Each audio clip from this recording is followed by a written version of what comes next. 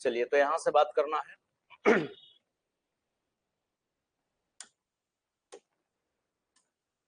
Combination of cell, यानी कि cell का संयोजन।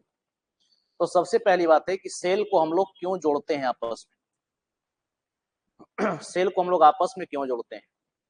तो जैसे जब भी अगर किसी इलेक्ट्रिक सर्किट की अगर हम बात करें और इस सर्किट में अगर एक सेल से भरपूर मात्रा में करंट नहीं निकल रही हो या फिर करंट की आपूर्ति नहीं हो रही हो एक सेल से, तो करंट के क्वांटिटी को बढ़ाने के लिए हम लोग कई सारे सेल को आपस में जोड़ देते हैं।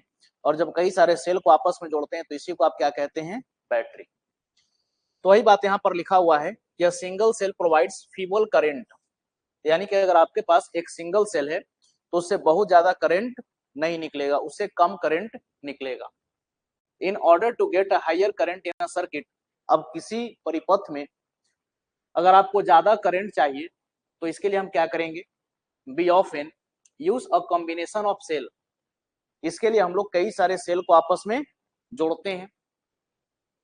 टू और मोर सेल, अब कितने सेल को जोड़ेंगे? तो दो सेल को जोड़िए, या फिर आप दो से ज्यादा सेल को भी आप जोड़ सकते हैं। A combination of cell is called battery, और सेल का जो कॉम्बिनेशन है ये क्या कहलाएगा? बैटरी कहलाएगा। The battery cell are used in torches, transistor set, automobiles etc। Battery का यूज आप कहां पर करते हैं? तो जैसे टॉर्च में हम लोग करते हैं, ट्रांजिस्टर में करते हैं, ऑटोमोबाइल्स, इन सब में हम लोग बैटरी का प्रयोग करते हैं। Cell can be joined in series, parallel और in a mixed way. Cell को आप किस प्रकार से ज्वाइन कर सकते हैं? तो सेल को ज्वाइन करने का आपके पास तीन तरीका है। या तो आप इसको सीरीज में लगाइए, या फिर इसको पैरेलल में लगाइए, या फिर इसको मिक्स्ड करके आप लगाइए, सीरीज और पैरेलल दोनों मिला करके। चलिए, Mumtaz Malik good afternoon, Mamta Kumari good afternoon. तो ओवरऑल इस चैप्टर में हम लोग को क्या पढ़ना है, या फिर इस टॉपिक के अंदर हम लोग को क्या पढ़ना है कि जब किसी सर्किट में ज्यादा करंट आपको चाहिए तो आप बैटरी का यूज करेंगे। और बैटरी कैसे बनाएंगे? तो बहुत सारे सेल को आपस में हम लोग जोड़ेंगे। बहुत सारे सेल को आपस में हम कैसे जोड़ेंगे? या तो इसको सीरीज में लगाइए, या फिर इसको पैरेलल में लगाइए, या फिर सीरीज और पैरेलल दोनों को मिला करके मिक्स्ड कनेक्शन भी आप बना सकते हैं। तो सबसे पहला होगा सीरीज कॉम्बिनेशन। सबसे पहला क्या है? Series combination. इसको हिंदी में क्या बोलेंगे? श्रेणी क्रम संयोजन। तो सीरीज कॉम्बिनेशन किसको बोलेंगे? देखिए, when the negative terminal of one cell is connected to the positive terminal of other cell and so on, यानी किसी एक सेल का जो नेगेटिव है उसको पॉजिटिव से, फिर नेगेटिव को पॉजिटिव से, नेगेटिव को पॉजिटिव से, अगर इस प्रकार से आप कंटिन्यूअसली जोड़ते चले जाते हैं तो इस कनेक्शन को आप क्या कहेंगे? सीरीज कहेंगे। जैसे यहाँ पर आप देख सकते हैं कि एक सेल का जो नेगेटिव टर्मिनल है ये दूसरे के पॉजिटिव से जुड़ा हुआ है, इसका नेगेटिव इसके पॉजिटिव से जुड़ा हुआ है, इसका नेगेटिव दूसरे के पॉजिटिव से जुड़ा हुआ रहेगा। तो इस प्रकार का जो कॉम्बिनेशन होगा इसको आप क्या कहेंगे? सीरीज कॉम्बिनेशन, यानी कि end to end combination. The total EMF of the series combination is equal to the sum of EMF of the individual cell and the internal resistance of the cell with also be in series. देखिए, simple सी बात है कि अगर आपके पास एक cell है जिसका ईएमएफ E1 है, इंटरनल रेजिस्टेंस क्या है? R1 है, एक दूसरा सेल है जिसका ईएमएफ E2 है, इंटरनल रेजिस्टेंस कितना है? R2। इसी प्रकार से आपके पास कोई सेल है जिसका ईएमएफ EN है और इंटरनल रेजिस्टेंस RN है। तो सवाल है कि यहाँ पर जो आप बहुत सारे सेल का यूज कर रहे हैं, ये सारे सेल को हटाइए और एक ऐसा सेल लेकर के आइए जो सबके बराबर अकेला काम कर दे। तो इसको आप क्या कहेंगे? इक्विवेलेंट ईएमएफ कहेंगे। तो इसके लिए ज्यादा दिमाग नहीं लगाना है, सीधा सीधा सबको क्या कर देना है? जोड़ देना है। EMF1 plus EMF2 plus EMF3 plus इस प्रकार से EMFN तक आपको जोड़ देना है। अगर आपसे इक्विवेलेंट इंटरनल रेजिस्टेंस पूछा जाए तो इसको भी आप क्या करेंगे? सीधा जोड़ देंगे। R1 plus R2 plus R3 plus R4 plus dot dot dot कहां तक? RN तक, जैसा कि आप सीरीज में जोड़ते थे। करंट आप कैसे निकालते हैं? तो करंट निकालने के लिए आप वोल्टेज को डिवाइड करते हैं किससे? रेजिस्टेंस से। तो यहां पर अगर टोटल करंट आपको निकालना है तो आप टोटल ईएमएफ को डिवाइड करेंगे, एक तो की जो इंटरनल रेजिस्टेंस है प्लस सर्किट में भी कोई रेजिस्टेंस हो सकता है, तो आर नेट प्लस आर को अगर डिवाइड कर देंगे, अगर ईएमएफ को आप डिवाइड कर देंगे net internal resistance plus external resistance से, तो आपको क्या मिल जाएगा, करंट। और अगर सारे के सारे सेल आपके आइडेंटिकल हो गए, तब जो नेट आपका ईएमएफ बनेगा ये n टाइम्स ऑफ ई बनेगा, और डिवाइडेड बाय जो आपका नेट इंटरनल रेजिस्टेंस बनेगा ये n टाइम्स ऑफ आर बनेगा, और प्लस में क्या होगा, आर। तो चलिए अब इतना सारा जो बात हम लोग किए, अब इसका प्रूफ देखिए। क्योंकि बात तो हम लोग कर लिए तो बात करने से नहीं होगा, इसका प्रूफ भी हम लोगों को देखना पड़ेगा।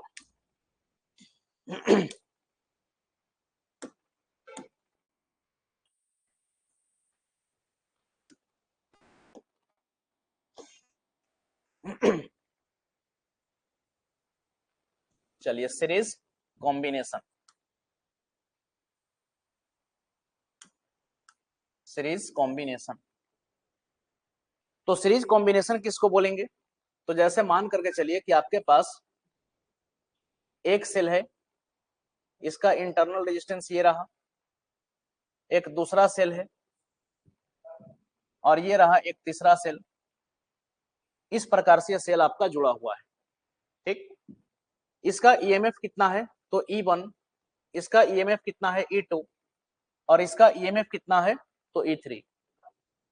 सेल 1 का इंटरनल रेजिस्टेंस कितना है, R1, सेल 2 का इंटरनल रेजिस्टेंस कितना है, R2, और इसका क्या है, R3। तो यहां पर हमसे दो चीज पूछा जाएगा, हमसे क्या पूछा जाएगा, दो चीज। पहला तो आपको ये बताना है, पहला तो आपको ये बताना है कि यहां पर जो आपका इक्विवेलेंट ईएमएफ बनेगा वो क्या होगा, यानी कि इक्विवेलेंट ईएमएफ क्या होगा, और यहां पर इक्विवेलेंट रेजिस्टेंस क्या होगा, ये दो चीज आपको बताना है।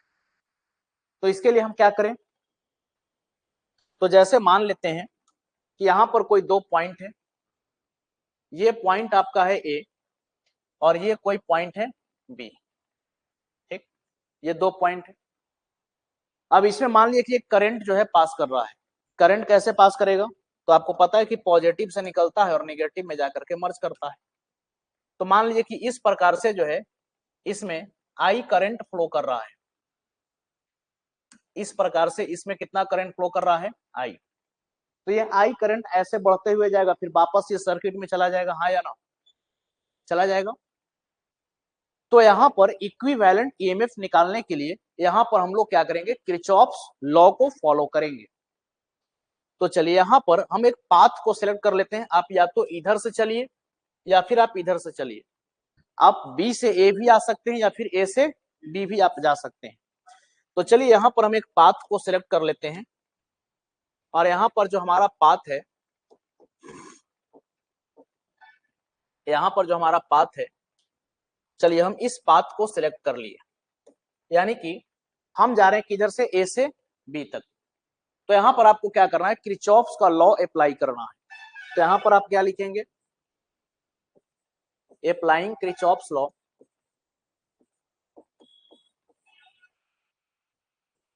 Applying Kirchhoff's law. अगर यहाँ पर किरचॉफ्स का लॉ आप अप्लाई करेंगे तो आप क्या लिखेंगे, तो सबसे पहले यहाँ पर पोटेंशियल कितना है, ए, तो आप इसको लिख दीजिए भी ए।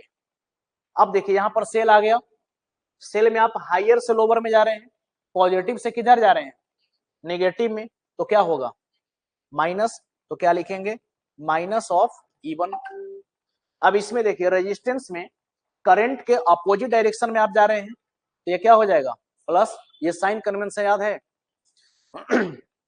किरचॉफ्स लॉ में हम लोग पढ़े थे। तो ये हो जाएगा कितना, आई R1। फिर यहाँ पर देखिए सेल में आप कैसे जा रहे हैं, हायर पोटेंशियल से लोअर पोटेंशियल, यानी कि प्लस से किधर जा रहे हैं, माइनस में। तो क्या लिखेंगे, माइनस ऑफ E2। और इसमें देखिए रेजिस्टेंस में करंट के अपोजिट डायरेक्शन में आप चले, तब क्या लिखेंगे, प्लस में IR2। अब फिर आ गया सेल, सेल में आप किधर से चले, हायर पोटेंशियल से लोअर पोटेंशियल में, तो माइनस ऑफ E3। और फिर क्या लिखेंगे, प्लस में IR3, और आप कहां पहुंच गए, VB तक। तो इज इक्वल टू VB।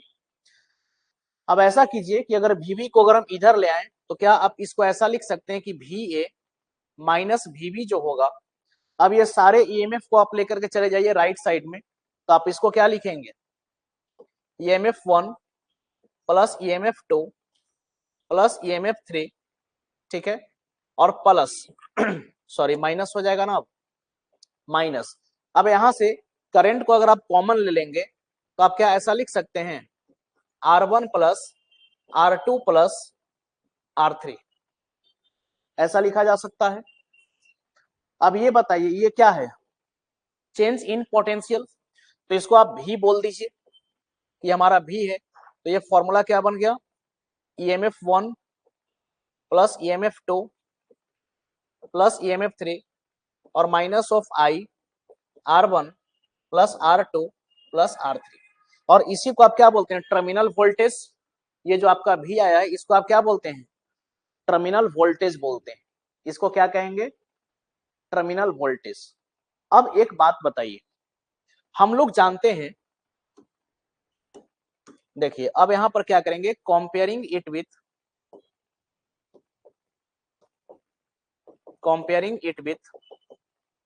अब इसको कंपेयर कीजिए। अभी जो है हम लोग जब टर्मिनल वोल्टेज पढ़े थे तो एक रिलेशन आप सीखे थे, V इज इक्वल टू क्या होता है, EMF माइनस IR, होता है कि नहीं।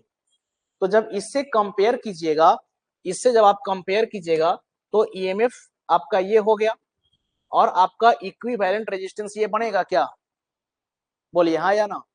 तो यहां से जो आपका इक्विवेलेंट EMF बनेगा, यहां से जो आपका इक्विवेलेंट EMF बनेगा,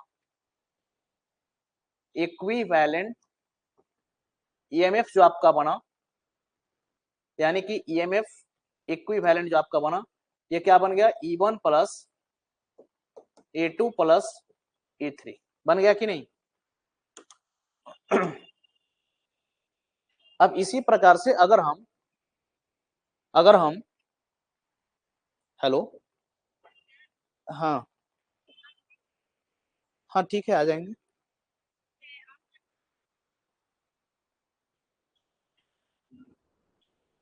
ठीक ठीक ठीक। चलिए तो यहां पर अगर आपको निकालना होगा इक्विवेलेंट रेजिस्टेंस, क्या निकालना है, इक्विवेलेंट रेजिस्टेंस अगर आपको निकालना हो तो ये आपका इक्विवेलेंट रेजिस्टेंस क्या बनेगा, तो आपका बन जाएगा R1 plus R2 plus R3, बोलिए हाँ या ना, बोलिए यहां तक कोई कंफ्यूजन आया, बात समझ में, क्या किए। तो देखिए अभी तक जो है, जब हमारे पास बहुत कॉम्प्लेक्स सर्किट होता है, यानी कि जब बहुत जटिल सर्किट हो, एक तो कि ढेर सारा रेजिस्टेंस भी लगा हुआ है, कौन सीरीज और कौन पैरेलल में, और अगर बहुत सारा सेल भी अगर लगा हुआ है तो दिमाग खराब हो जाता है, फिर वहां पर किरचॉफ्स का भी लॉ काम नहीं करता है। तो अगर आप इस कॉन्सेप्ट को समझते हैं तो बिना किरचॉफ्स के लॉ का यूज किए आप डायरेक्ट क्वेश्चन को क्या कर सकते हैं, सॉल्व कर सकते हैं। देखिए इससे फायदा क्या होगा कि जब बहुत सारा हमारे पास जब बहुत सारा हमारे पास सेल लगा हुआ है किसी सर्किट में, और अगर सारे के सारे सेल किसमें है, सीरीज में, तो इसका इक्विवेलेंट ईएमएफ क्या होगा, तो सबके ईएमएफ को क्या करना है, जोड़ देना है, और सबका इंटरनल रेजिस्टेंस का भी इक्विवेलेंट क्या होगा, तो सबको क्या करना है, सीधा सीधा जोड़ देना है। आई बात समझ में। चलिए तो इसको नोट कीजिए, थोड़ा सा तबीयत ठीक नहीं है आज, क्लास लेने का भी आज इच्छा नहीं था, लेकिन फिर भी सोचे कि बहुत दिन छुट्टी हो गया है तो चलते हैं, तो सुबह से रेस्ट ही कर रहे थे।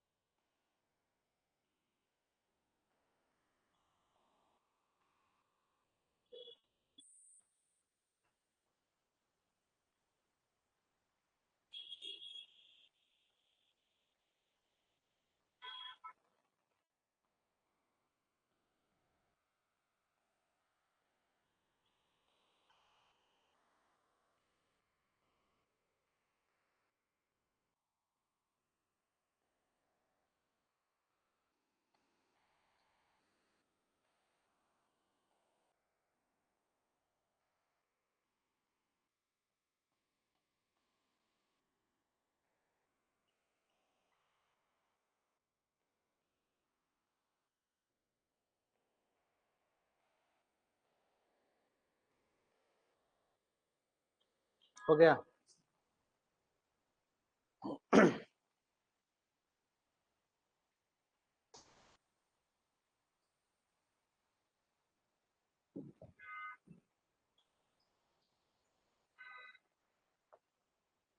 देखिए, चलिए, तो ये जो आपका इक्विवेलेंट ईएमएफ और जो इक्विवेलेंट रेजिस्टेंस आया, ये 3 सेल के लिए हम लोग निकाले। अब जरा सोचिए कि अगर आपके पास 3 सेल से अगर अधिक सेल है, मान लीजिए कि नंबर ऑफ सेल कितना है, n, नंबर ऑफ सेल कितना है, n, तो आगे लिखेंगे for n number of cell, यदि सेल की संख्या n हो, यदि सेल की संख्या n हो, हिंदी में क्या लिख लीजिएगा, यदि सेल की संख्या n हो। सर इसका पीडीएफ अब मिलेगा, ठीक है, पीडीएफ मिलेगा, टेंशन नहीं लीजिए। आप ग्रुप में ऐड हैं, वैसे तो अभी आपका नंबर जो है सर बोल रहे थे ऐड करने के लिए, तो हम जहां तक देख पा रहे थे कि आपका नंबर ऐड है। बाकी अगर आप ग्रुप में ऐड नहीं होंगे तो ये मेरा नंबर है, ठीक है ना, इस पर आप मैसेज कर दीजिएगा, जिस नंबर को आपको ग्रुप में ऐड करना होगा हम ऐड कर देंगे। पीडीएफ आपको ग्रुप के माध्यम से मिलेगा, पीडीएफ आपको टेलीग्राम चैनल पर भी मिलेगा। देखिए हमारा एक टेलीग्राम चैनल भी है, आप इसमें जाके कृपा शंकर सर्च कीजिएगा तो पीडीएफ आपको यहाँ पर भी मिल जाएगा, ठीक है ना। और इसके बाद जो अभी बोर्ड नोट्स लिख रहे हैं, कोशिश ये भी करेंगे कि इसको भी सेव करके जो है आपके व्हाट्सएप ग्रुप में सेंड कर दिया जाए। तो पीडीएफ के लिए आप टेंशन नहीं लीजिए, पीडीएफ आपको जरूर मिलेगा, ठीक है ना। अगर आपके पास n नंबर ऑफ सेल होता तब जो है आपका इक्विवेलेंट ईएमएफ जो होता है ये क्या होता, तो E1 plus E2 plus E3 plus, इस प्रकार से आप कहां तक जोड़ते, En तक जोड़ते हैं, हाँ या ना। और आपके पास जो R इक्विवेलेंट होता ये क्या होता, तो R1 plus R2 plus R3 plus, और इसको कहां तक जोड़ते, तो इसको हम लोग जोड़ते Rn तक। क्लियर हो गया, वही बात है। अब जरा सोचिए कि अगर आपके पास, देखिए four n number of identical cell having EMF E and internal resistance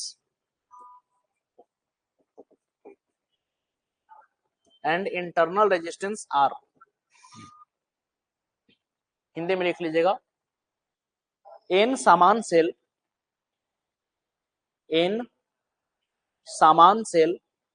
जिनकी EMF E है, n समान सेल जिनकी EMF E है तथा आंतरिक प्रतिरोध R है, देखिए दो चीजें, सिलेबस अभी हमारे पास ओल्ड सिलेबस है, हमारे पास अभी कैसा सिलेबस है, ओल्ड सिलेबस है, पुराना सिलेबस है। लेकिन आप मान करके चलिए कि ये सिलेबस आपका चेंज हो जाएगा। सिलेबस चेंज क्यों होगा, तो अभी जो सहायक आचार्य का जो परीक्षा हुआ झारखंड में, जो जेटेट मेंस के नाम से जो परीक्षा ली गई, उसमें जो 6 to 8 साइंस का सिलेबस था, उसमें फिजिक्स का सिलेबस की अगर हम बात करें तो सेम टू सेम टीजीटी का सिलेबस उसमें डाल दिया गया था। जस्ट लाइक आप कॉपी पेस्ट समझ सकते हैं उसको। तो ये तो तय है कि अब टीजीटी की अगर कोई भी नई नोटिफिकेशन आती है तो यहाँ पर एक सिलेबस में बदलाव देखने को मिलेगा। तो हम लोग अभी से ही जो पढ़ रहे हैं ये एक अनुमानित सिलेबस के आधार पर पढ़ रहे हैं, क्योंकि कुछ टॉपिक ऐसा होता है कि जो कितना भी सिलेबस बदल जाए वो आपको पढ़ना ही है बेस बना करके, ठीक है। तो इसीलिए ये सब जो टॉपिक आपका 11-12 के अंतर्गत आता है इसको हम लोग कवर करने का प्रयास कर रहे हैं। और वैसे तो करंट इलेक्ट्रिसिटी में आपको कुछ पढ़ना ही नहीं था। Wheatstone bridge, sorry, Kirchhoff's law and its application to Wheatstone bridge, यानी कि क्रिचॉफ्स का लॉ पढ़ लीजिए और व्हीटस्टोन ब्रिज पर उसको अप्लाई करना सीख लीजिए, काम खत्म। और दूसरा क्या था, हीटिंग इफेक्ट ऑफ करंट, हो गया, करंट इलेक्ट्रिसिटी खत्म। लेकिन करंट में हम लोग बहुत सा बात सीखे जो कि ये सब जो है सिलेबस में आपका नहीं भी था, क्योंकि कोई भी सिलेबस अगर बनेगा तो ये सब बेसिक चीज आपको आना चाहिए। इसीलिए आपको हम बार बार बोलते हैं कि वैकेंसी का इंतजार आपको नहीं करना है। अगर आप ये सोच रहे हैं कि वैकेंसी आएगा तब हम तैयारी में लगेंगे, तो फिर आप कुछ बेहतर हासिल नहीं कर पाइएगा। अभी आपके पास समय है, आप अभी से ही तैयारी में लग जाइए। और अभी से अगर आप तैयारी में लग जाते हैं तो जब वैकेंसी आएगी तो उस समय फिजिक्स का एक बेहतर समझ आपके पास होगा, जिससे कि आप कम समय में बहुत सारी चीजों को रिवीजन कर सकते हैं। तो अभी अगर नोटिफिकेशन है तो ये हमारे लिए अच्छी बात है। अभी हम अपना 100% पोटेंशियल लगाते कहां पर, पढ़ने पर। और अभी जो है हम भी आपको एकदम आराम से पढ़ा रहे हैं, धीरे धीरे पढ़ा रहे हैं, आप भी आराम से पढ़ रहे हैं, ठीक है। तो अभी आप समझ रहे हैं, आराम से पढ़ते हुए चल रहे हैं। जब नोटिफिकेशन आ जाएगी तब इतना आराम से आप नहीं पढ़ पाइएगा और इतना आराम से हम भी नहीं पढ़ा पाएंगे। फिर हम भी जो है काफी तेजी से चलेंगे, क्योंकि समय कम रहेगा, सिलेबस को कवर करना रहेगा, तो हम भी क्या करेंगे, जल्दी जल्दी उसको फिनिश करने का प्रयास करेंगे। तो उस समय जो है आपका बहुत बेहतर फिजिक्स नहीं हो पाएगा। तो इसलिए अभी से ही लग जाना है, हर एक क्वेश्चन पर अभी से ही ग्रिप बनाइए। आपके पास समय है, एक प्रॉपर नोट्स बनाइए, और नोट्स वही होगा जो आपके अपने हाथों का बना हुआ है। और अगर आपको लगता है कि मेरा नोट्स बहुत सुंदर है तो आप उसका जेरॉक्स करा करके हमको भी गिफ्ट कीजिए, ठीक है, ताकि हम भी देखें कि आप कितना बेहतर नोट्स बनाए हैं। चलिए, तो अगर आपके पास नंबर ऑफ सेल कितने हैं, n, और ये सब के सब क्या है, आइडेंटिकल, मतलब कि सबका ईएमएफ ई है और सबका इंटरनल रेजिस्टेंस क्या है, सबका इंटरनल रेजिस्टेंस क्या है, आर है। तब यहां पर अगर आपको निकालना हो इक्विवेलेंट ईएमएफ, तो आप क्या करेंगे, E plus E plus E plus E plus कहां तक जोड़ेंगे, तो n टाइम्स तक जोड़ेंगे। और जब ऐसा करेंगे तो आपका इक्विवेलेंट ईएमएफ कितना आ जाएगा, तो n टाइम्स ऑफ ई, कितना हो जाएगा, n टाइम्स ऑफ ई। बोलिए हाँ या ना, क्लियर है। अब इसी में अगर हम इक्विवेलेंट रेजिस्टेंस को निकालें, अगर हम इक्विवेलेंट रेजिस्टेंस को निकालें तो R plus R plus R plus कहां तक जोड़ेंगे आप, तो आप n टाइम्स तक जोड़ेंगे, तो आपकी जो R इक्विवेलेंट की जो वैल्यू आ जाएगी ये n टाइम्स ऑफ क्या हो जाएगा, R हो जाएगा, n टाइम्स ऑफ क्या हो जाएगा, R हो जाएगा। क्लियर है। अब यहां से एक चीज ऐसे समझिए, current drawn in the circuit, current drawn in the circuit. अब जैसे मान करके चलिए, या फिर इसको आप लिख लिए, यहां तक क्लियर है, ये लिख लिए। चलिए अब आगे बढ़ते हैं। अब देखिए आगे क्या लिखेंगे, current in the circuit, current in the circuit. अब इस हिसाब से किसी सर्किट में कितना करंट होगा, तो जैसे मान करके चलिए कि आपके पास एक ऐसा सर्किट है जिसमें एक एक्सटर्नल रेजिस्टेंस लगा हुआ है R, और इसके साथ सीरीज में ढेर सारे सेल आपके कनेक्टेड है। जैसे मान लीजिए कि इसका ईएमएफ ई है, E1 है, इंटरनल रेजिस्टेंस R1 है, इसका ईएमएफ E2 है, इंटरनल रेजिस्टेंस R2 है, इसका ईएमएफ E3 है, इंटरनल रेजिस्टेंस R3 है। तो इस हिसाब से सर्किट में जो करंट निकलेगा, करंट निकलेगा, हाँ बिल्कुल, ये पीडीएफ आपको भेज देंगे, लेकिन याद रखिएगा कहावत है, पीडीएफ पीडीएफ सब करे, पीडीएफ पढ़े ना कोई, है ना। तो पीडीएफ से ज्यादा ध्यान आपको देना है लिखने पर, क्योंकि देखिए जब आप लिख रहे होते हैं, जब आप लिख रहे होते हैं तो लिखने के दौरान आप उसको पढ़ भी रहे होते हैं, ठीक है ना। अब देखिए पीडीएफ आज के डेट में क्या है, पीडीएफ एक आत्मसंतुष्टि है, पीडीएफ मिल गया तो सब ठीक ठाक है, लेकिन नहीं, पीडीएफ से आपको बचना है। सोचिए कि पीडीएफ तो आज का ये डेवलप किया हुआ चीज है ना, पहले जो सब कुछ था सब क्या था, सोचिए कि ब्लैक बोर्ड का जमाना, जब चौक से लिख करके पढ़ाई होता था, उस समय भी लोग फिजिक्स पढ़ते थे। पीडीएफ आपको भेजेंगे, लेकिन आपको नोट्स भी क्या करना है, बनाना है। तो चलिए अब यहां से सवाल है कि अगर सर्किट में करंट निकला है, क्या निकला है, सर्किट में अगर करंट निकला है इस प्रकार से, तो इस करंट का वैल्यू क्या होगा, इस करंट का वैल्यू क्या होगा। तो करंट का वैल्यू क्या होगा, तो आपको नेट ईएमएफ देखना है।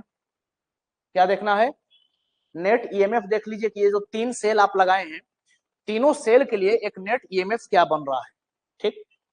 और इसको डिवाइड कर देना है। सिंपल समझिए, करंट आप कैसे निकालते हैं, तो करंट आप निकालते हैं वोल्टेज बाय रेजिस्टेंस, यही बात ना पढ़े हैं। तो यहाँ वोल्टेज की जगह पर क्या है, ईएमएफ, और डिवाइडेड बाय आपको आर नेट निकालना है। आर नेट करने का मतलब क्या, इक्विवेलेंट इंटरनल रेजिस्टेंस, यानी कि समतुल्य आंतरिक प्रतिरोध। और प्लस में यहां पर क्या करना है, जो एक्सटर्नल रेजिस्टेंस है इसको भी आप क्या करेंगे, इसको भी आप क्या करेंगे, जोड़ेंगे। इसको भी आप क्या करेंगे, जोड़ेंगे। लेकिन अगर आपके पास सेल रहता आइडेंटिकल, सेल कैसा रहता, आइडेंटिकल देखिए, four identical cell having EMF E and internal resistance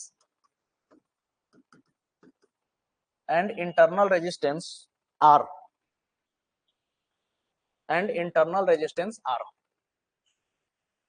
देखिए, आपके पास जो भी सेल है ये सब आइडेंटिकल है।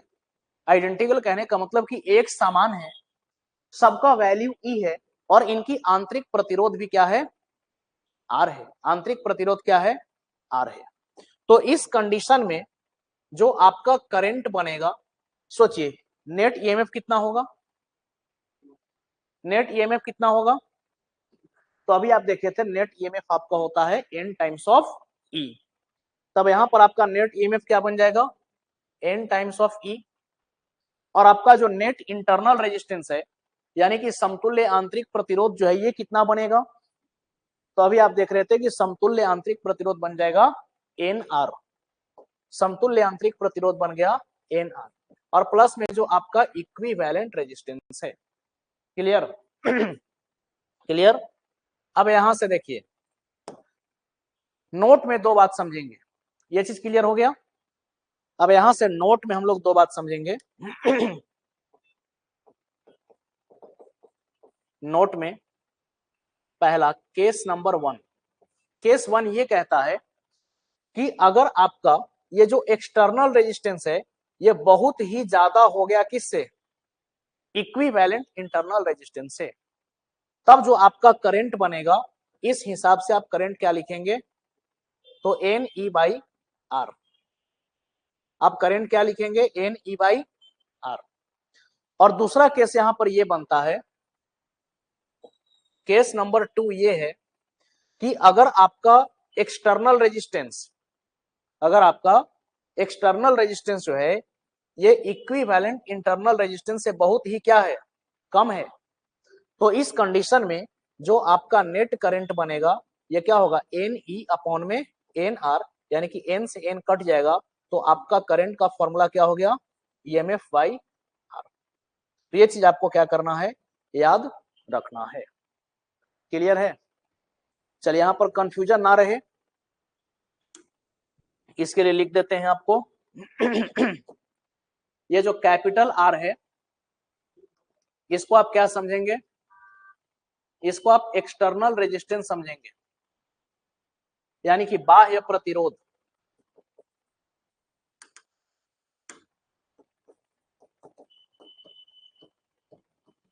बाह्य प्रतिरोध। और ये जो स्मॉल आर है इसको आप क्या समझेंगे, इंटरनल, इंटरनल रेजिस्टेंस। इसको हिंदी में क्या कहेंगे, आंतरिक प्रतिरोध, आंतरिक प्रतिरोध।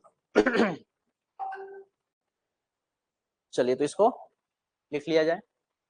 बताइए, करंट का कहानी समझ में आएगा कि सीरीज में जो है आपको कितना करंट मिलेगा।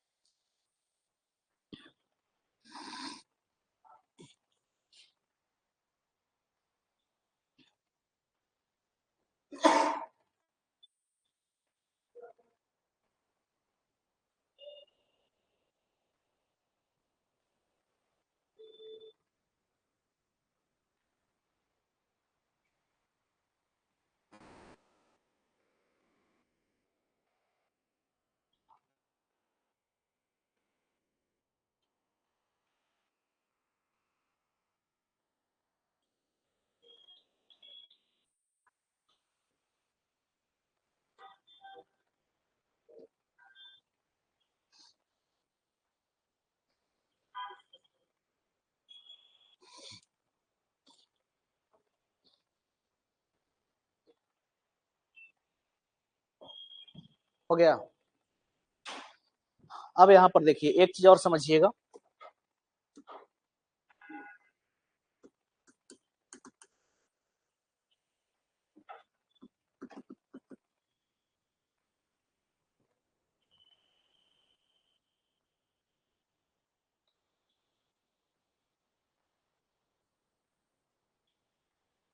चलिए इसका ईएमएफ E1 है, internal resistance R1, EMF E2 internal resistance R2, इसका ईएमएफ E3 और इंटरनल रेजिस्टेंस R3। ठीक, और एक दूसरा फिगर बनाते हैं।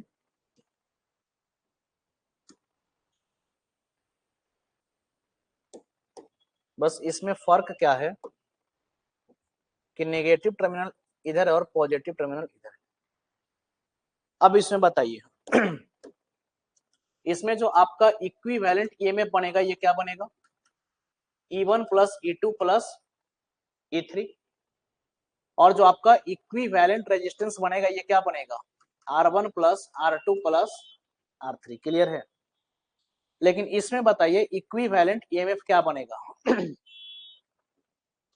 तो देखिए ये उल्टा है ना, ये उल्टा जुड़ा हुआ है, तो इसके आगे क्या लगा दीजिएगा, माइनस का साइन, यानी कि यहां पर आपका बन जाएगा E1 minus E2 plus E3। यानी कि सीरीज कनेक्शन में अगर कोई सेल उल्टा जुड़ा हुआ है, मतलब अगर निगेटिव निगेटिव आपस में जुड़ गया है, तो इसको आप क्या करेंगे, माइनस करके लिखेंगे। क्या करके लिखेंगे, माइनस। लेकिन इक्विवेलेंट रेजिस्टेंस पर कोई फर्क पड़ेगा कोई फर्क पड़ेगा, नहीं फर्क पड़ेगा। तो ये क्या हो जाएगा, तो ये आपका हो जाएगा R1 plus R2 plus R3। Clear है।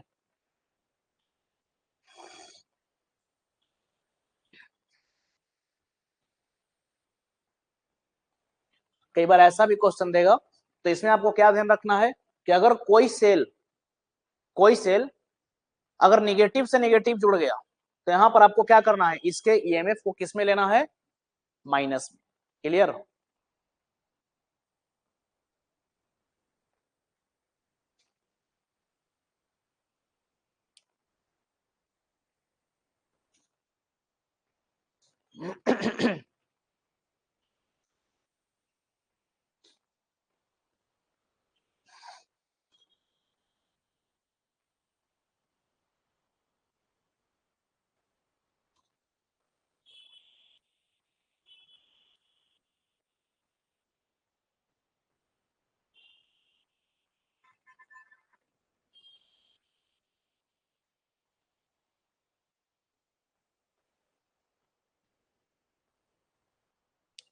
ईएमएफ सिर्फ आपका क्या होगा, जो अपोजिट तरीके से जुड़ा हुआ उसके आगे माइनस लगाना है, बाकी इंटरनल रेजिस्टेंस पर कोई फर्क नहीं पड़ेगा।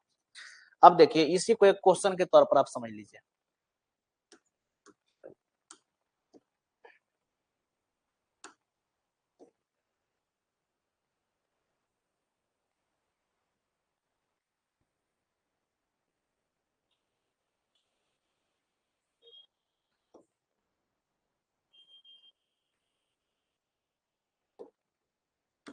जैसे इसको आप मान लीजिए ये आपका 3 वोल्ट का है, 1 ओम, ये 6 वोल्ट का है, 2 ओम, और ये 9 वोल्ट का सेल है, इसका इंटरनल रेजिस्टेंस 3 ओम। ये 3 वोल्ट, 1 ओम, ये 6 वोल्ट, 2 ओम इंटरनल रेजिस्टेंस, ये 9 वोल्ट, और इसका इंटरनल रेजिस्टेंस 3 ओम है। तो आपसे पूछा गया कि इसका इक्विवेलेंट ईएमएफ बताइए, तो सीधा आप क्या करेंगे, 3 प्लस 6 प्लस 9 करेंगे, तो 9 6 15 और 3 कितना हो गया, 18। तो ये आपका 18 वोल्ट हो गया। और इंटरनल रेजिस्टेंस, तो 1 प्लस 2 प्लस 3 तो कितना ओम हो गया, 6 ओम हो गया। यहाँ पर इक्विवेलेंट बताइए, तो आप क्या करेंगे, 3 माइनस 6 प्लस 9, तो 9 और 3 कितना हो जाएगा, 12, 12 में 6 जाएगा। तो यहाँ पर आपका इक्विवेलेंट ईएमएफ 6 वोल्ट का बनेगा, जबकि इक्विवेलेंट रेजिस्टेंस जो है 1 प्लस 2 प्लस 3, यानी कि ये 6 ओम ही रहेगा। बोलिए ये चीज क्लियर हुआ। तो ये चीज आपको ध्यान रखना है कहां पर, क्वेश्चन में।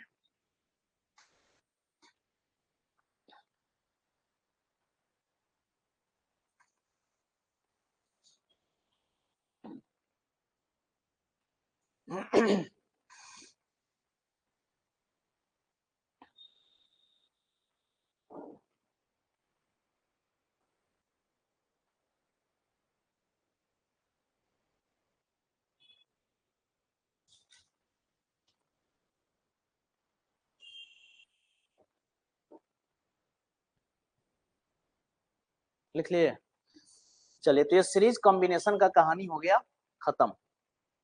अब नेक्स्ट आपका है, देखिए जो चीज आपका इंग्लिश में था वही चीज यहाँ पर हिंदी में है।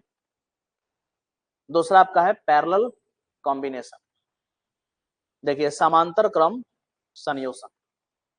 अब इसमें क्या लिखा हुआ है कि when the positive terminals of all the cell are connected to one point and all their negative terminals to another point, the cell are said to be connected in parallel।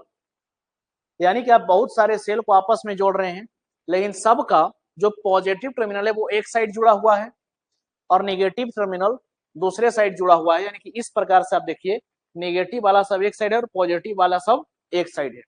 तो ऐसे कनेक्शन को आप क्या कहेंगे? Parallel combination. और यहाँ पर जो आपका इक्विवेलेंट ईएमएफ आएगा और जो आपका जो मतलब कि इंटरनल रेजिस्टेंस का इक्विवेलेंट आएगा, ये आपसे पूछा गया है। इसके बाद हमारा कौन सा कनेक्शन है? चलिए पहले पैरेलल को समझ लेते हैं।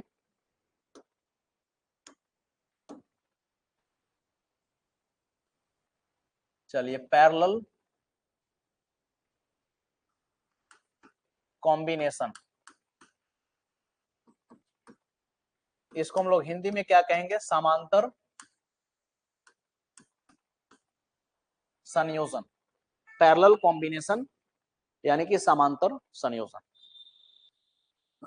देखिए इसमें कहानी क्या है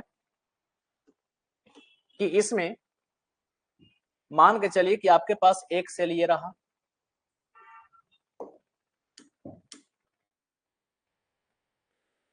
एक सेल ये रहा,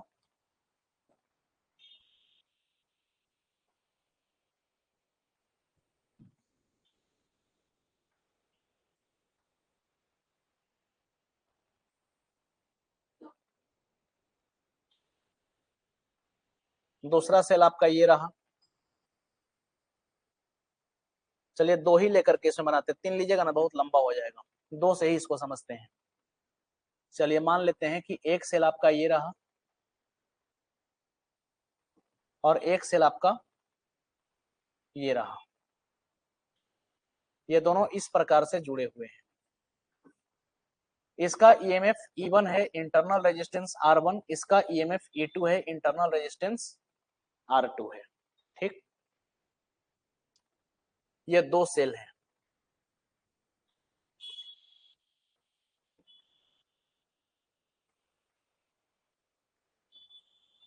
तीन भी आप लेकर के बना सकते हैं।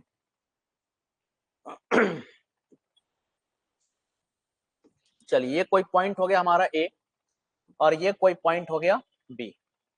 अब फिर से वही कहानी कि इसका इक्विवेलेंट ईएमएफ निकालिए और इक्विवेलेंट इंटरनल रेजिस्टेंस निकालिए। तो यहां पर आप ऐसा समझिए कि अगर इस सर्किट को थोड़ा सा आगे बढ़ाइएगा तो ये सर्किट कहीं ना कहीं से तो कंप्लीट होगा, इधर से ये कंप्लीट हो या फिर इधर से कंप्लीट हो। तो मान लीजिए कि यहां से अगर इसमें करंट इन कर रहा है आई, कितना करंट आया? आई। तो ये करंट यहां पर बट जाएगा कि नहीं? ये करंट यहां पर बटेगा, इधर करंट आ जाएगा I1 और इस रीजन में करंट चला जाएगा I2 और फिर वापस से यहां से ये I करंट निकल करके कहां चला जाएगा? सर्किट में। इस प्रकार से यहां से करंट क्या आ जाएगा? I2, यहां से करंट जाएगा I1 और वापस करंट कहां चला जाएगा? सर्किट में। ऐसे ही जाएगा ना। तो यहां पर जो है आप क्या कीजिए, किरचॉफ्स लॉ को लगाइए। चलिए समझने के लिए, एक लूप समझने के लिए इसका नाम दे देते हैं। चलिए इसको P, Q, R और X बोल दिए। यहां पर हम लोग लगाएंगे किसका लॉ? किरचॉफ्स का लॉ। तो यहां पर लिखेंगे अप्लाइंग, देखिए अप्लाइंग किरचॉफ्स लॉ। यहां पर हम लोग किरचॉफ्स का नियम जो है अप्लाई करेंगे और जो पहले हम लोग पाथ ले रहे हैं, पहले हमारा पाथ क्या है, तो ए पी क्यू बी के क्रॉस चल रहे हैं, ए पी क्यू बी के क्रॉस चल रहे हैं। तो अगर यहां से चलिएगा तो पहले आपको क्या मिलेगा, सेल, या फिर यहां से पकड़िए, पहले पोटेंशियल क्या है, वी ए, पहले पोटेंशियल क्या आया, वी ए, फिर इधर से आगे बढ़े तो आपको क्या मिल गया, सेल। बताइए हायर से लोअर में गए, हायर पोटेंशियल से लोअर पोटेंशियल में गए, या फिर लोअर से हायर, हायर से लोअर में गए, तो हायर से लोअर में जाएंगे तो क्या लिखेंगे, माइनस T1। अब इसमें देखिए करंट इधर से आपका मूव कर रहा है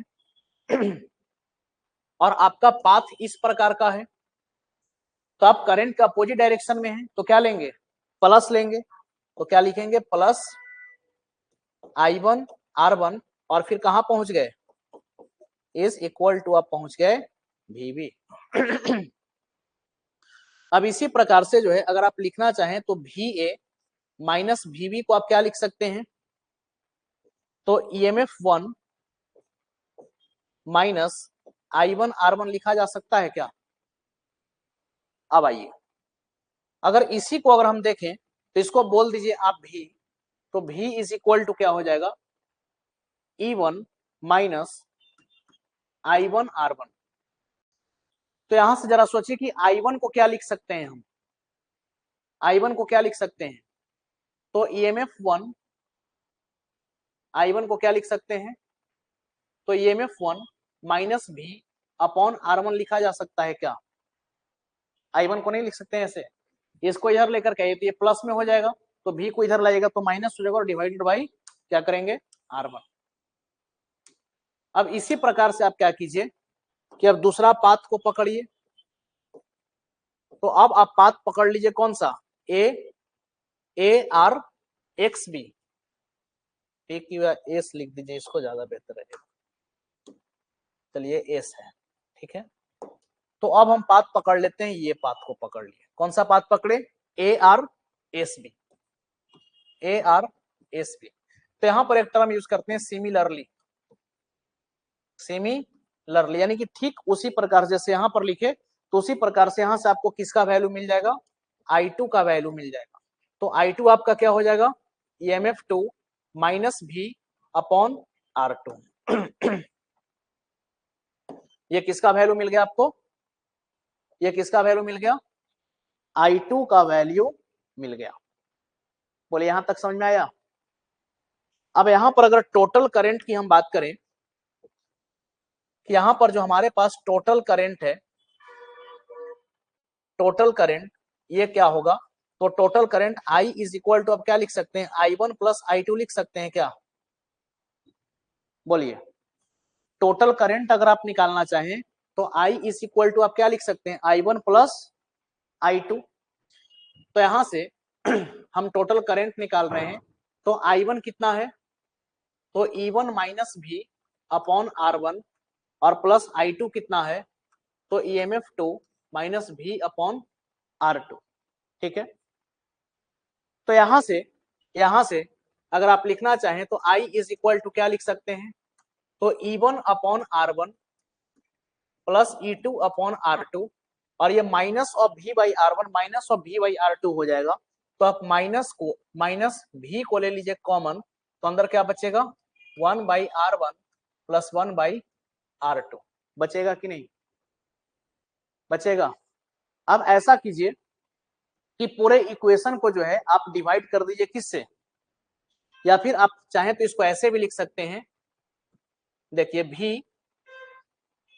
V into 1 by R1 plus 1 by R2 is equal to क्या लिख सकते हैं, E1 by R1 plus E2 by R2 और माइनस में I लिखा जा सकता है कि नहीं। तो यहां से V को अगर लिखना चाहें तो ये जो 1 बाई R1 प्लस R2 अगर इसको राइट साइड में लाइएगा तो ये किस में जाएगा, डिवाइड में जाएगा। तो इसको आप क्या लिख सकते हैं, EMF1 plus EMF2 upon R1 upon R2, और डिवाइडेड बाई क्या हो गया, 1 upon R1 plus 1 upon R2, और माइनस में क्या हो जाएगा I, और ये क्या हो जाएगा, डिवाइडेड बाई है ना, तो 1 by R1 plus 1 by R2। Clear है, इतना लिख सकते हैं। अब इसको फिर से वही कहानी कंपेयर कर दीजिए, इसको हम लोग कंपेयर करेंगे, कंपेयरिंग इट विथ क्या,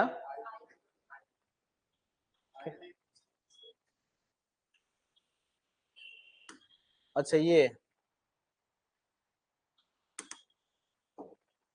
चलिए ना, तो इसको आप ऐसे लिख दीजिए, ऐसा लिख देते हैं 1/R1 + 1/R2।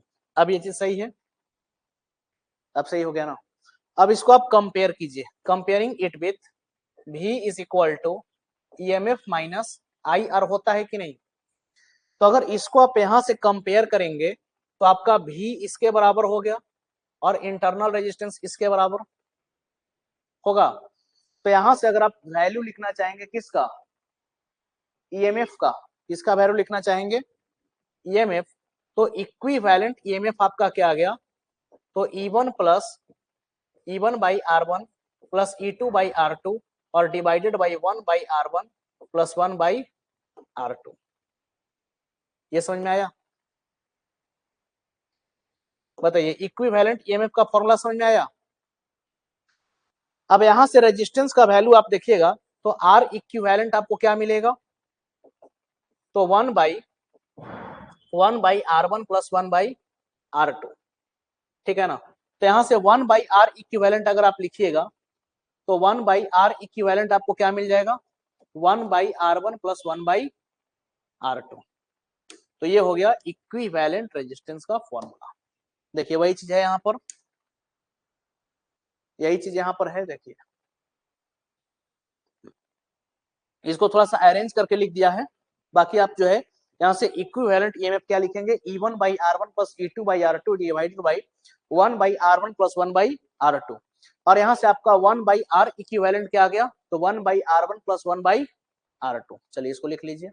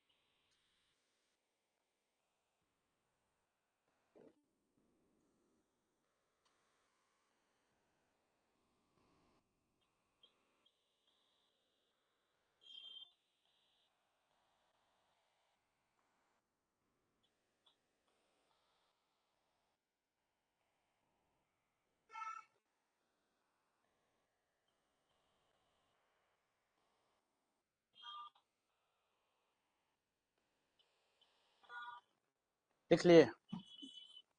चलिए आगे बढ़े।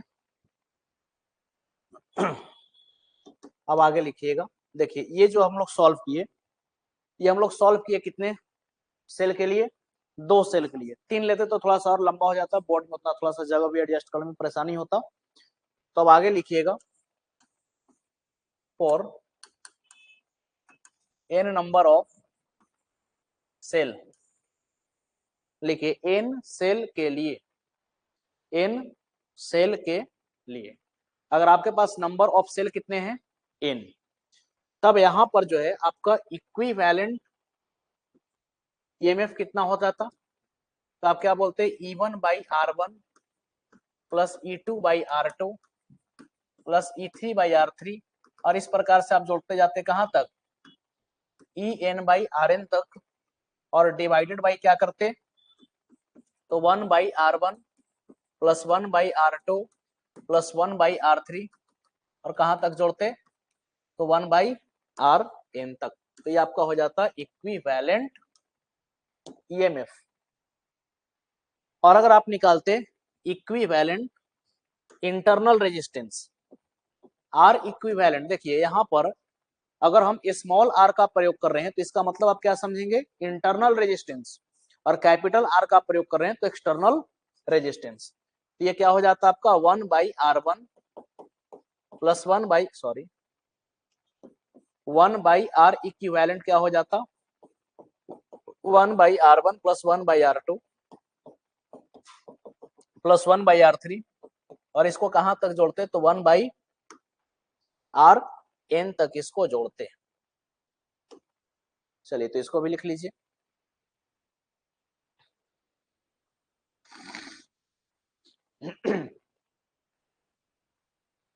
लिख लिए? अब जरा सोचिए, आगे लिखिएगा,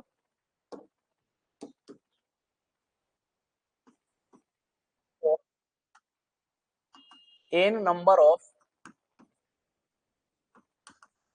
identical cell having EMF A and internal resistance R। लिखिए n समान सेल के लिए, n समान सेल के लिए जिनकी EMF E है, n समान सेल के लिए जिनकी EMF E है, तथा आंतरिक प्रतिरोध तथा आंतरिक प्रतिरोध R है, जिनकी EMF E है तथा आंतरिक प्रतिरोध R है। तो अब यहां पर जो है सबसे पहले तो आप ये बताइए कि अगर इक्विवेलेंट ईएमएफ आप निकालते तो आप क्या करते? E/R plus E/R plus E/R plus E/R plus कहां तक जोड़ते? तो n टाइम्स तक जोड़ते, और डिवाइडेड बाई क्या करते? तो 1/R plus 1/R plus 1/R plus 1/R plus, और इस प्रकार से इसको भी आप कहां तक जोड़ देते? n टाइम्स तक जोड़ देते। तो सोचिए इसका वैल्यू कितना आ जाता? NE/R, और नीचे आपका क्या हो जाता? N/R। तो इसको जब आप सॉल्व कीजिएगा तो सिर्फ आपका क्या बचेगा? E बचेगा। यानी कि यहां से एक बात ये समझ में आया कि अगर आपके पास ढेर सारा सेल है और सबका अगर E है, देखिए ये कंडीशन यहां पर बन गया, यहां पर कंडीशन ये बन गया कि आपके पास एक सेल ये था इस प्रकार का,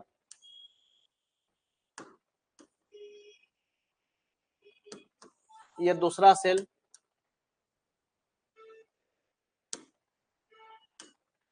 और इसी प्रकार से आप ये सब को क्या करते गए? जोड़ते चले गए। ये सारा आपका सेल है,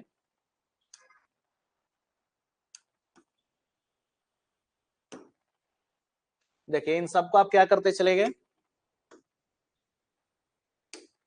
जोड़ते चले गए इस प्रकार से।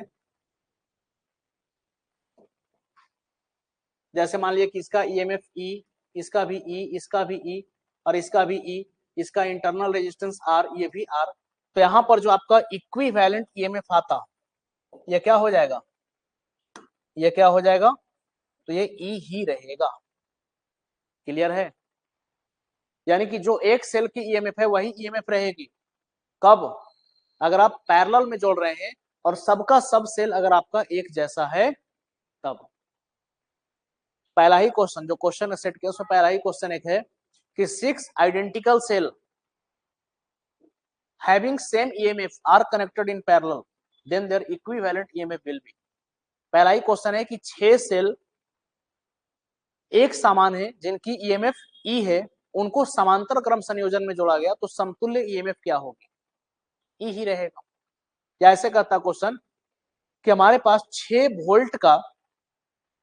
वोल्ट का एन नंबर ऑफ सेल है या फिर 10 सेल है और सबका सब पैरेलल में जुड़ा हुआ है, तो इक्विवेलेंट ईएमएफ ई ही रहेगा। ये इंटरेस्टिंग चीज है। आया समझ में? अब यहां से अगर आपसे आर इक्विवेलेंट पूछा जाएगा तो आप क्या करेंगे, 1/r प्लस 1/r और इसी प्रकार से आप जोड़ते जाएंगे कहां तक, n टाइम्स तक जोड़ेंगे तो ये आपका क्या आ जाएगा, n/r।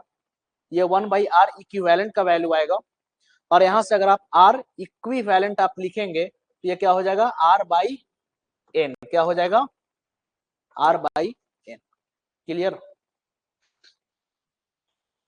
अब देखिए इस प्रकार से अगर आपसे करंट पूछ ले, क्या पूछ दे इसमें, करंट, कि करंट कितना हो जाएगा सर्किट में। देखिए अगर यहां पर आपसे ये चीज पूछ दे, करंट इन द सर्किट, कि सर्किट में जो है कितना करंट होगा, तो कैसे निकालेंगे, I is equal to total EMF कितना है। देखिए आप यही करेंगे ना, equivalent EMF upon R equivalent plus internal resistance plus external resistance करेंगे। तो यहां से इक्विवेलेंट रेजिस्टेंस आपका कितना आ गया, तो ई अपॉन इक्विवेलेंट रेजिस्टेंस कितना है, तो R/n और प्लस में R, ये हो जाएगा आपका करंट का फॉर्मूला। तो इस चैप्टर में देखिए अभी आपको एकदम बेसिक से एकदम बिल्कुल प्रूफ के साथ आपको बता दे रहे हैं। आगे सवाल जल्दी जल्दी बने इसके लिए आपको सीधा रिजल्ट याद रखना होगा। क्या करना होगा, रिजल्ट याद रखना होगा। और एक पतला सा कॉपी लीजिए, 10 रुपया 20 रुपया का जो पतला कॉपी आता है लीजिए। अब उसमें जो है आपको क्या करना है, जैसे मान करके चलिए कि आप करंट इलेक्ट्रिसिटी पढ़ रहे हैं, ठीक है, हेडिंग लगा दी। अब इसमें मान लीजिए कि आप टॉपिक पढ़े कॉम्बिनेशन ऑफ सेल, क्या पढ़े, कॉम्बिनेशन ऑफ सेल, तो ऐसे लिख दीजिए। अब इसमें सीधे लिखिए पहले सीरीज का कहानी, तो सीरीज में क्या पढ़े, तो ईएमएफ इक्विवेलेंट क्या होता है, तो E1 plus E2 plus dot dot dot, internal resistance का equivalent R1 plus R2 plus R3 dot dot डॉट। तो इस प्रकार से केवल फॉर्मूला को लिखिए, क्या कीजिए, फॉर्मूला, इस पतले कॉपी में केवल फॉर्मूला को लिखिए। और अगर ऐसा काम आप करते हैं तो इससे क्या होगा कि कभी भी अगर आपको समय मिले तो आप फॉर्मूले वाले कॉपी को पलटिए, तो सारा फॉर्मूला जो चैप्टर का है वो आपको क्या हो जाएगा, रिकॉल हो जाएगा। और बाकी सोचिएगा कि हम पूरा नोट्स को पलट पलट के सारा फॉर्मूला पढ़े, तो नोट्स में तो बहुत सा बात लिखा हुआ है, काफी डिटेल में लिखा हुआ है, थ्योरी क्वेश्चंस हर चीज है इसमें। तो फॉर्मूला के लिए एक अलग से भी छोटा सा जो है पतला सा एक शीट बनाइए। तो ये हो गया किसका, पैरेलल कॉम्बिनेशन का कहानी। नोट कीजिए इसको।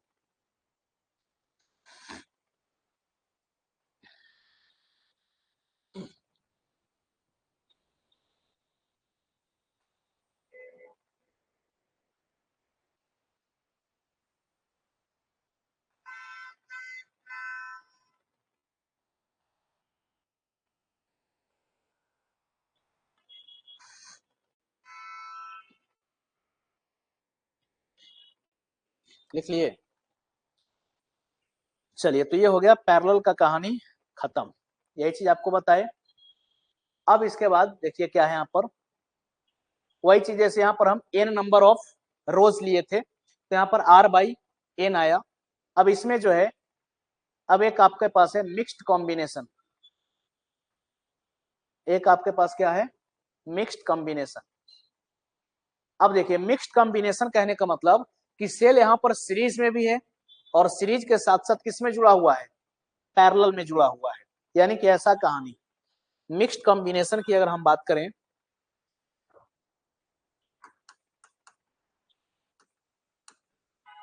मिक्स्ड कॉम्बिनेशन,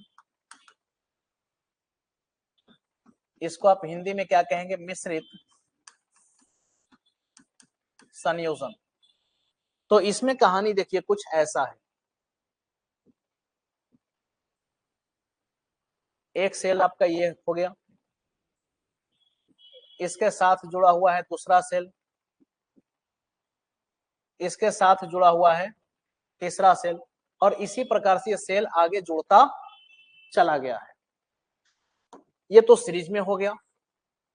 अब इसके साथ पैरेलल में है, इसके साथ मतलब कि ढेर सारे सेल को जब आप देखेंगे तो अब ये सारे सेल किस में है, पैरेलल में है। इस प्रकार से पैरेलल में जुड़े हुए हैं।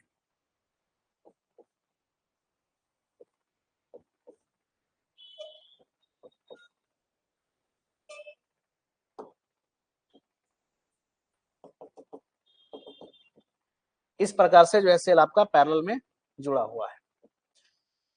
अच्छा, ये सब का ईएमएफ ई है,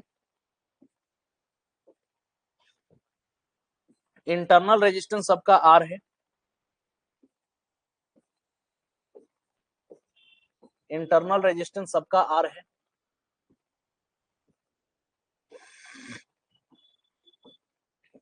इंटरनल रेजिस्टेंस सबका आर है। तो इसमें जो है सबसे पहले आपसे पूछा जा रहा है कि टोटल इंटरनल रेजिस्टेंस क्या होगा। तो आप इसको ऐसे समझिए कि इसमें कितने सेल जुड़े हुए हैं, तो इसमें एन नंबर ऑफ सेल जुड़े हुए हैं। कितने सेल जुड़े हुए हैं, तो इसमें आपका एन सेल जुड़ा हुआ है। और इसमें अगर हम रोज की बात करें, इसमें जो है कितना रोज है, तो मान लीजिए कि इसमें नंबर ऑफ रोज जो है ये कितना है, एम है, एम नंबर ऑफ रोज है।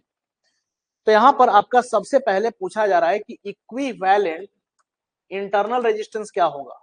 तो एक रोज में कितना, एन आर, और डिवाइडेड बाई क्या करेंगे, एम।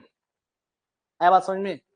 जैसे देखिए यहां पर आप क्या किए थे, आर बाई एन किए थे। तो एन यहां पर क्यों किए थे, क्योंकि एन टाइम्स आप इसको जोड़े थे। लेकिन यहां पर आप ऐसे समझिए कि इस रो में कितना है, एन आर हो गया इक्विवेलेंट, और टोटल नंबर ऑफ रोज कितना है, एम। तो एन आर बाई एम क्या हो जाएगा, एन आर बाई एम। फिर आपसे पूछा जा रहा है कि total EMF of the circuit. देखिए total EMF of the circuit, दूसरा सवाल आपसे क्या पूछ रहा है कि total EMF of the circuit क्या होगा, बतलाइए क्या होगा। तो ये सब पकड़िए, तो ये सब किसमें है, सीरीज में। तो अगर इसमें आपसे नेट ईएमएफ पूछा जाए तो एन टाइम्स ऑफ ई होगा क्या, इसमें आपका नेट ईएमएफ कितना हो जाएगा, इसमें आपका नेट ईएमएफ क्या हो जाएगा, एन टाइम्स ऑफ ई। इसमें आपका नेट ईएमएफ क्या हो जाएगा, एन टाइम्स ऑफ ई। इसमें आपका नेट ईएमएफ क्या हो जाएगा, एन टाइम्स ऑफ ई। और ये सब जब बराबर है और सबके सब पैरेलल में जुड़े हुए हैं तो इनका इक्विवेलेंट क्या होगा, एन टाइम्स ऑफ ई। है बात समझ में। ये क्या हो जाएगा, total EMF of the circuit is equal to equivalent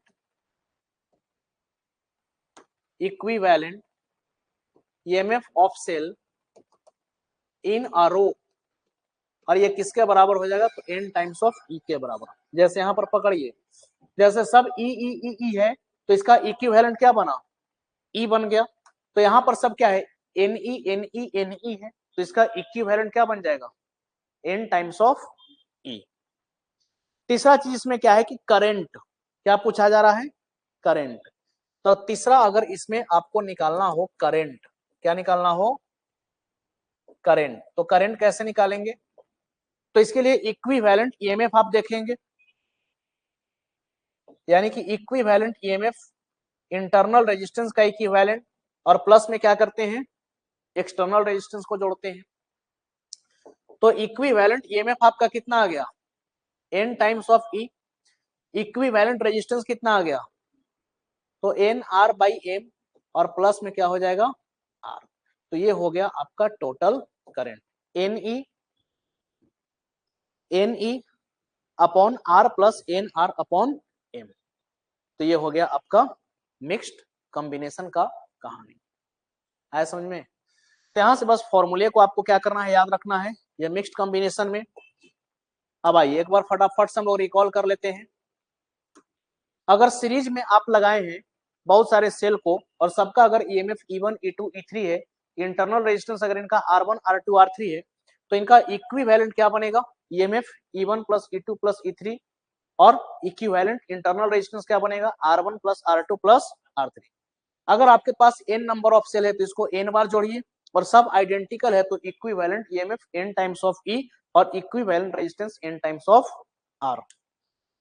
इसके बाद करंट का हम लोग चर्चा किए। इसके बाद जो है एक सवाल लिए कि अगर कोई सेल उल्टा जुड़ गया है तो उसको क्या करके लिखना है, माइनस करके लिखना है। एक क्वेश्चन भी इस पर लिए थे। पैरेलल में जो आपका इक्विवेलेंट ईएमएफ बनेगा E1 by R1 plus E2 by R2, यानी कि ईएमएफ लिखिए उसके इंटरनल रेजिस्टेंस से डिवाइड कर दीजिए, और divided by 1 by R1 plus 1 by R2, और आपका 1 बाई R इक्विवेलेंट क्या आ गया, तो 1 by R1 plus 1 by R2। इसी प्रकार से अगर आपके पास n नंबर ऑफ सेल है तो इक्विवेलेंट रेजिस्टेंस और इक्विवेलेंट इंटरनल रेजिस्टेंस को आप देख सकते हैं। इसी प्रकार से अगर आपके पास नंबर ऑफ सेल तो n है, लेकिन सब के सब अगर आइडेंटिकल हैं तो इक्विवेलेंट ईएमएफ कितना बनेगा E, और इक्विवेलेंट रेजिस्टेंस क्या बन गया, तो R बाई N। बाकी करंट का यहाँ पर हम लोग फॉर्मूला देखें। फिर हम लोग बात किए मिक्स्ड कॉम्बिनेशन का। किसका बात किए, मिक्स्ड कॉम्बिनेशन का। और इसमें इतना ही कॉन्सेप्ट है, इतना ही कॉन्सेप्ट से आपके एग्जाम में प्रश्न बनते हैं। अब यहाँ पर जो है कुछ क्वेश्चंस आपको दिया गया है, जैसे एक पहला क्वेश्चन, दूसरा क्वेश्चन, तीसरा क्वेश्चन। अच्छा क्वेश्चन है ये सब, इसको बना करके आप आइएगा। तो इसमें टोटल नंबर ऑफ क्वेश्चंस कितना है, तो इसमें टोटल नंबर ऑफ क्वेश्चन जो है आपका 11 है।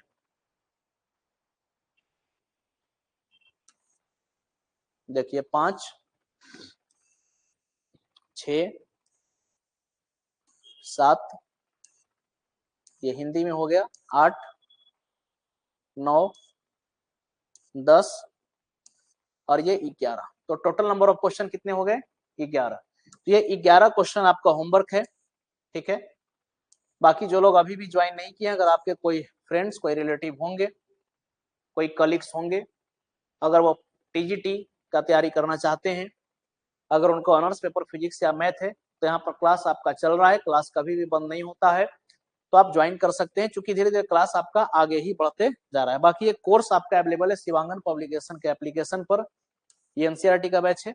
हाँ, एक सवाल आपका था कि पीडीएफ कहाँ से लेंगे, तो देखिए टेलीग्राम चैनल का एक स्कैनर यहाँ पर दिख रहा है, इसको आप स्कैन करके ज्वाइन कर लीजिए, यहाँ पर भी आपको पीडीएफ हम भेज देते हैं। बाकी जो आपका व्हाट्सएप ग्रुप है उसमें भी हम पीडीएफ भेज देते हैं। बाकी आप हमको व्हाट्सएप पर भी फॉलो कर सकते हैं। तो चलिए इसका पीडीएफ जो है आपको हम भेज देते हैं। बाकी क्वेश्चन का डिस्कशन हम लोग करेंगे अगले क्लास में। आप लोग होमवर्क में क्वेश्चंस को बना करके आइएगा, और फिर इसके आगे जो एनर्जी, पावर और जो हीटिंग इफेक्ट है करंट का, इसकी चर्चा हम लोग करेंगे नेक्स्ट क्लास में क्वेश्चन को डिस्कस करने के बाद। Thank you to all of.